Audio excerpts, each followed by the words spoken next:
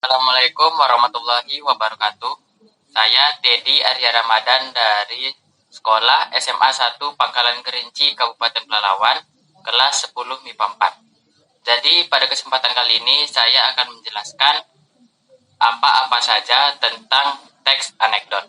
Selamat menyaksikan. Ya, jadi di sini kita belajar tentang teks anekdot. Jadi yang akan kita pelajari yaitu ada pengertian, tujuan, dan fungsi, struktur, ciri-ciri, dan jenis, serta langkah menulis teks anekdot. Jadi kita langsung saja masuk yang pertama. Yang pertama yaitu pengertian teks anekdot.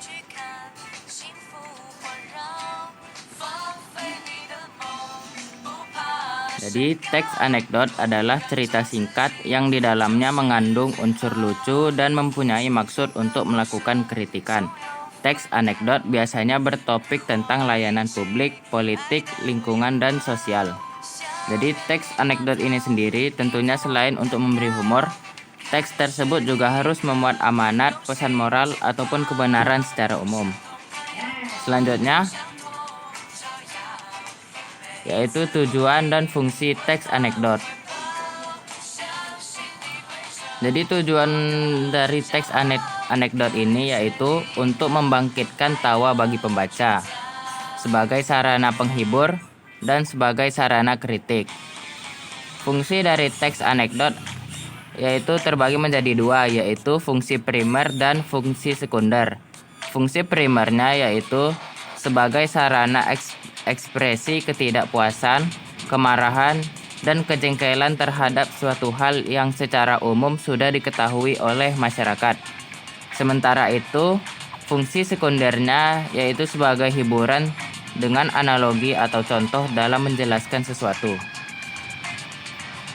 Selanjutnya yaitu struktur teks anekdot.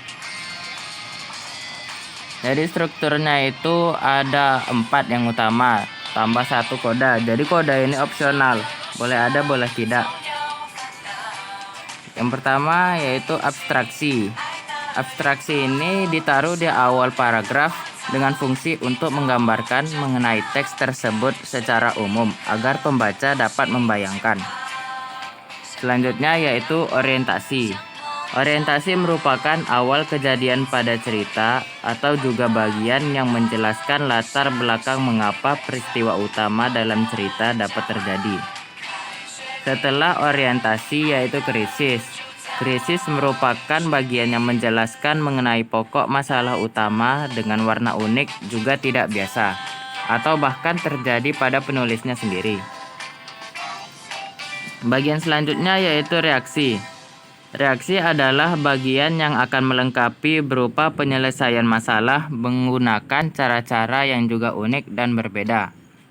Yang terakhir yaitu koda.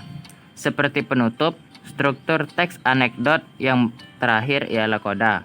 Koda merupakan bagian yang menutup cerita dalam teks tersebut.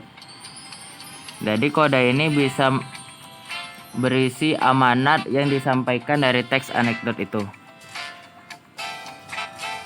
Selanjutnya yaitu ciri-ciri dan jenis-jenis teks anekdot. Jadi ciri-ciri teks anekdot itu yang pertama berupa teks yang mendekati perumpamaan. Yang kedua menampilkan tokoh-tokoh atau figur yang dekat dengan kehidupan sehari-hari atau juga orang penting. Yang ketiga memiliki sifat humoris, lucu, menggelitik, dan berbau lelucon tapi menyindir. Yang keempat, terselip kritikan atau tujuan. Selanjutnya yaitu jenis-jenis teks anekdot. Jadi teks anekdot ini dibagi berdasarkan 3 hal. Yaitu yang pertama yaitu berdasarkan sifat kejadiannya. Ada teks anekdot fiksi dan teks anekdot non-fiksi.